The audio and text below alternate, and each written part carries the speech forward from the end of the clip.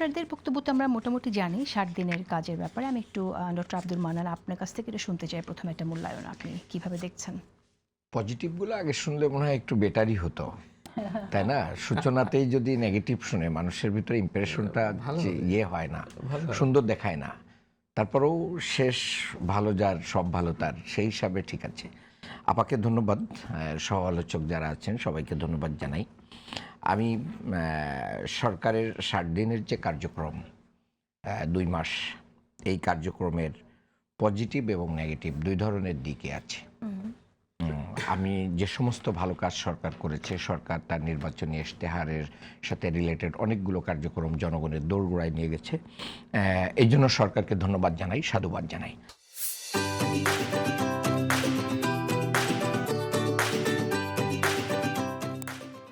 সরকার অনেকগুলো, এই সরকার নির্বাচিত হওয়ার পরে অনেকগুলো রাজনৈতিক কালচার পরিবর্তনের ইঙ্গিত দিয়েছেন এবং তার বাস্তবতা দেখিয়েছেন। বিরোধী দল যারা করেন, বিরোধী মতের যারা আছেন, সরকার গঠনের আগেই তাদের বাড়িতে গিয়েছেন, ইফতার মাহফিলে সরকার গঠনের পরেও গিয়েছেন, একজন আরেকজনের সাথে দেখা সাক্ষাৎ, বিরোধী দলীয় যারা আছেন তারাও সরকারের সাথে দেখা করেছেন, এবং স্বাধীনতা দিবসের যে পুরস্কারটা দেওয়া হলো সেখানে বিরোধী দলীয় নেতাও কিন্তু উপস্থিত ছিলেন সে সময়। তো আমার কাছে মনে হচ্ছে যে বাংলাদেশের রাজনৈতিক একটা কালচারের একটা চেঞ্জের ইঙ্গিত কিন্তু এর ভিতরে সরকারি দল বিরোধী দলের ভিতরে আছে। কিন্তু ব্যত্যয়টা যেখানে সবচেয়ে বড় আকারে দেখা দিচ্ছে সেই জায়গাটা হচ্ছে বাংলাদেশের মানুষের যে জুলাইয়ের যে চেতনা ছিল, যে আকাঙ্ক্ষা ছিল, সেটার বাস্তবায়নের জন্য সরকারি দলের পক্ষ থেকে, বিএনপির পক্ষ থেকে বলা হয়েছিল এটা বাস্তবায়ন করতে হলে গণভোটের প্রয়োজন হবে। তখন ঐক্যমত্য কমিশনে গণভোটের ব্যাপারে প্রস্তাবনা আসে। তখন গণভোটটা আগে হবে না পরে হবে না এটা নিয়েও ডিবেট হয়। সেই ডিবেটে বিএনপি বলে একই দিনে হতে পারে। গণভোট হয়েছে, গণভোট পাশ হয়েছে। গণভোট পাশ হওয়ার পরে গণভোটের ভাগ্যটা বিএনপির হাতেই রয়ে গেছে। 70% মানুষের সেই ম্যান্ডেট, যেটার পক্ষে প্রধানমন্ত্রী নিজেও ভোট চেয়েছেন এবং বিএনপির অনেকেই ভোট দিয়েছেন বলেই এই ভোটের অঙ্কটা 70-এ গিয়েছে। কাজেই এটা শুধু যে বিরোধী দলের ভোট, সাধারণ মানুষের ভোট, আমি তা মনে করি না। বিএনপির বহু নেতা কর্মী, শুভাকাঙ্ক্ষী, শরীদ, তাদের ভোটও কিন্তু এই 70% ভোটের ভিতরে আছে। কিন্তু সেটাকে কোনো আমলে না নিয়ে, এটাকে একবার বাইপাস করে, এটাকে একবারে সাইড লাইনে ফেলাই দিয়ে এটাকে একটা মানে ডেড ইস্যু হিসেবে রেখে দেওয়া হয়েছে সংবিধানের দোহাই দিয়ে।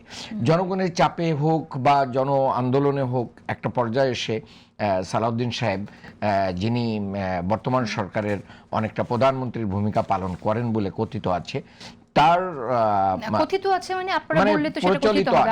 আপনিও কি তাই মনে করেন? তাই মনে করছি, কারণ কিছু প্রমাণ তো আছে।